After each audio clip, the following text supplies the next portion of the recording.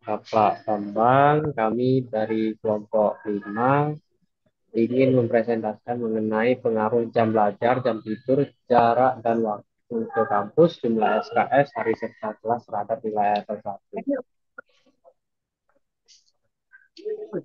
Berikut merupakan kelompok kami, yaitu ada saya Ananda Mahendra, ada Kelvin, dan Vincent A.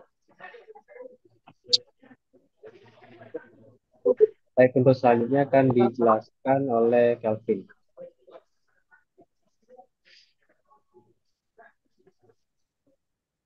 Next ya.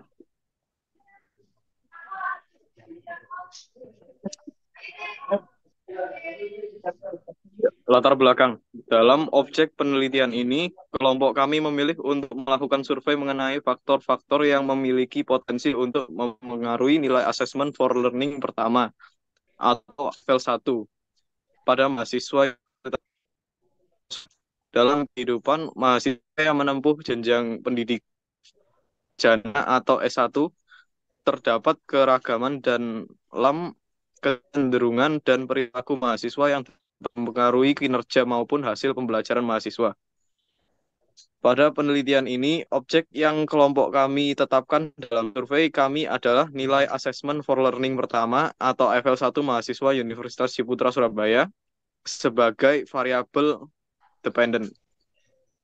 Kami menetapkan variabel dependent kami dengan nilai Assessment for Learning 1 atau FL1 dikarenakan kami memerlukan sebuah variabel yang memiliki potensi untuk dipengaruhi oleh faktor-faktor kecenderungan perilaku gaya hidup mahasiswa Universitas Ciputra Surabaya.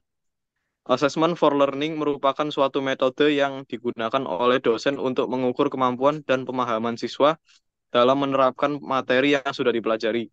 Dengan demikian, maka nilai AVEL 1 merupakan objek yang tepat untuk ditetapkan dalam survei penelitian kelompok kami.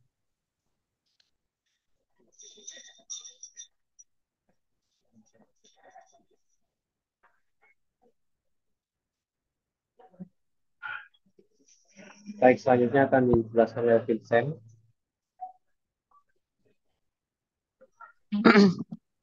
Di dalam penelitian ini, jadi kami menetapkan beberapa faktor kecenderungan perilaku mahasiswa Universitas Ciputra Surabaya yang memiliki potensi untuk mempengaruhi kemampuan serta pemahaman mereka yang sangat penting untuk performa mereka dalam assessment for learning dalam berbagai aktivitas akademik maupun non-akademik. Mahasiswa dituntut untuk mengelola waktu dalam kesehariannya. Setiap mahasiswa memiliki perilaku kecenderungannya maupun gaya hidup yang berbeda-beda dalam mengelola waktu mereka.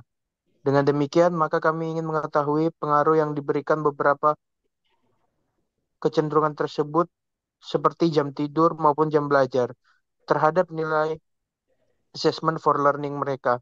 Selain itu, kelompok kami juga mengetahui bahwa setiap mahasiswa memiliki keberagaman dan jarak dan waktu yang diperlukan oleh mereka harus tempuh setiap harinya untuk menghadiri setiap kelas-kelas mata kuliah. Jumlah bobot SKS yang mereka ambil, jumlah kelas yang mereka harus hadiri, serta jumlah hari dalam seminggu di mana mereka harus berangkat ke kampus untuk menghadiri kelas mata kuliah mereka. Baik, jadi dengan semua pertimbangan demikian, maka kelompok kami ingin mengetahui pengaruh faktor-faktor tersebut terhadap nilai assessment for learning pertama mahasiswa Universitas Surabaya. Maka untuk survei penelitian ini, kelompok kami menetapkan variabel independen sebagai berikut. Yang pertama adalah jumlah waktu yang digunakan oleh mahasiswa untuk belajar, jumlah waktu tidur mahasiswa, jarak yang ditempuh oleh mahasiswa, waktu yang diperlukan untuk mahasiswa ke kampus, jumlah bobot SKS yang diambil, jumlah hari dalam seminggu di mana mahasiswa hadir ke kampus, dan yang terakhir adalah jumlah kelas mata kuliah yang harus dihadiri oleh mahasiswa dalam seminggu. Jadi adapun data yang kami dapatkan yang akan kami presentasikan lewat paper untuk lebih jelas. Jadi demikian adalah data survei yang kami dapatkan. Data survei yang kami dapatkan dari sebanyak 64 partisipan mahasiswa di Universitas Ciputra Surabaya. Jadi sebagai analisis output kami melakukan analisa korelasi sedemikian rupa. Lalu kami juga menggunakan model regresi bivariate, di mana kami mendapatkan model regresi sebagai berikut, di mana nilai FL1 merupakan konstan sebanyak 63,053 ditambah 4,189 jam belajar ditambah 0,533 jam tidur dikurangi 0,22 jarak tempuh ditambah 0,119 waktu tempuh dikurangi 0,08 jumlah SKS ditambah 1,286 jumlah hari serta dikurangi 1,157 jumlah kelas. Apa arti dari model regresi tersebut? Maka didapatkan bahwa sebenarnya nilai FL1 dipengaruhi oleh 4,89 jam belajar ditambah 0,533 jam tidur. Seperti yang tadi. Jadi dapat dilihat dalam model ini ternyata jam belajar mahasiswa memberikan pengaruh positif terhadap FL1. Demikian juga beberapa faktor seperti waktu yang tempuh kampus serta ya jumlah hari. Jadi dilihat dalam model tersebut bahwa semakin banyak siswa memiliki jam belajar, maka semakin tinggi nilai FL1. Demikian juga pada jam tidur, waktu tempuh, serta jumlah hari. Jadi nilai positif pada nilai FL1 karena kita dapat melihat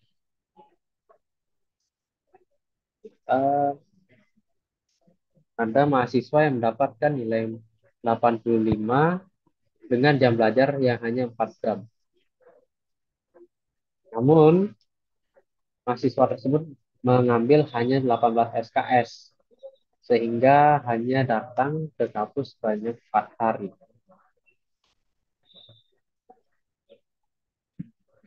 Lalu berbeda dengan variabel jarak tempuh, jumlah bobot SKS, dan jumlah variabel,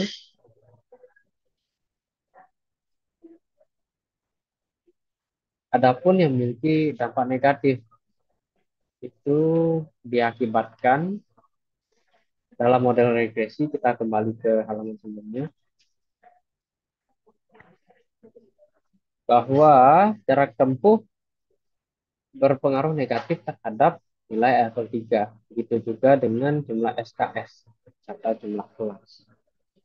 Sehingga makin banyak orang mengambil SKS, maka siswa memiliki lebih banyak kelas. Dan semakin jauh jarak yang harus tempuh setiap harinya, maka ini dapat berdampak negatif bagi nilai FL1 mahasiswa. Kemudian dalam koefisien determinasi kami mendapatkan koefisien determinasi sebanyak 0,683. Apa nilai dari koefisien determinasi tersebut? Maka dengan demikian kami dapatkan bahwa sebanyak 68,3% nilai FL1 mahasiswa Universitas Putra Surabaya dapat dijelaskan oleh semua variabel-variabel yang tertera yang kami masukkan, yaitu jam belajar, jam tidur, jarak ke kampus, lama ke kampus, SKS, jumlah hari, serta jumlah kelas.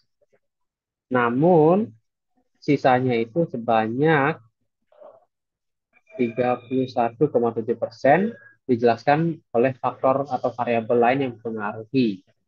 Namun variabel-variabel demikian tidak ada dalam model kami. Kemudian dalam uji serentak,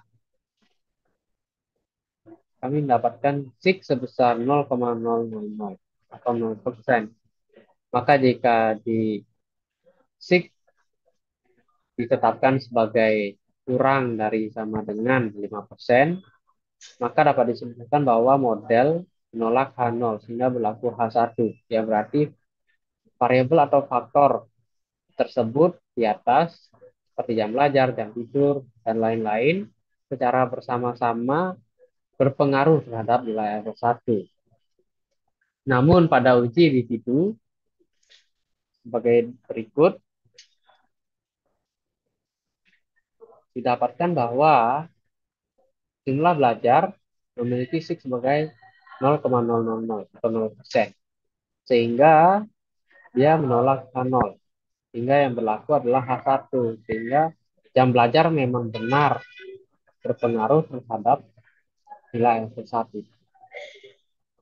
Nah, variabel jumlah jam belajar adalah satu-satunya variabel yang mempengaruhi nilai F1, di mana variabel-variabel lain seperti jumlah jam tidur, jarak tempuh, waktu tempuh, jumlah bobot SKS, jumlah hari, dan jumlah kelas itu semuanya memiliki angka SIG di atas 5%. Seperti contoh, jumlah jam tidur memiliki SIG sekitar 33,4%.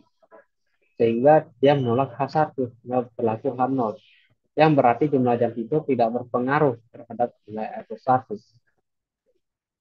Hal demikian juga sama dengan jarak tempuh yang sebesar 42,4%, sehingga menolak H1 yang berlaku H0.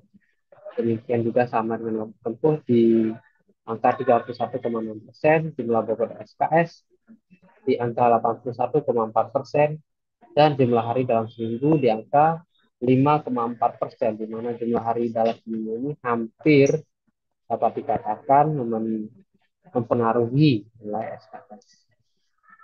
Yang terakhir kita mendapatkan jumlah kelas dalam seminggu yang bersama sebesar 16,6%, sehingga di atas 5%. Jadi model tersebut menolak H1 sehingga berlaku H0, yang berarti jumlah kelas dalam ini tidak berpengaruh terhadap nilai H1. Mungkin ada sedikit typo ya. Ini tidak berpengaruh. Nah, demikian didapatkan tabelnya. Jadi dapat disimpulkan bahwa variabel jam belajar adalah satu-satunya variabel yang mempengaruhi nilai level 1, di mana variabel lain sebagai jam tidur, jarak tempuh, waktu tempuh, jumlah SKS, jumlah hari, dan jumlah kelas sama sekali tidak berpengaruh terhadap model, at least dalam uji T individu. Jadi kesimpulan yang kita dapat tarik dari semua hasil analisa yang telah kami lakukan bahwa faktor variabel jam belajar dan tidur, jarak tempuh ke kampus, waktu tempuh ke kampus, jumlah bobot SKS, jumlah hari, dan jumlah mata kelas yang dihadiri pengaruh yang berbeda-beda terhadap nilai F1. Ya dapat kita lihat dalam uji koefisien, model koefisien. Namun, secara bersama, ya variabel itu semua memiliki pengaruh terhadap F1 dalam uji serentak. Namun berdasarkan uji individu atau uji P, hanya variabel jam belajarlah yang mempengaruhi nilai F1 mahasiswa. Sehingga untuk mahasiswa dapat mendapatkan nilai F1 yang memuaskan atau maksimal, maka mahasiswa harus lebih banyak melakukan pembelajaran secara mandiri. Jadi sekian presentasi yang kami berikan. Jika ada salah mohon dimaafkan. Atas perhatiannya kami ucapkan terima kasih.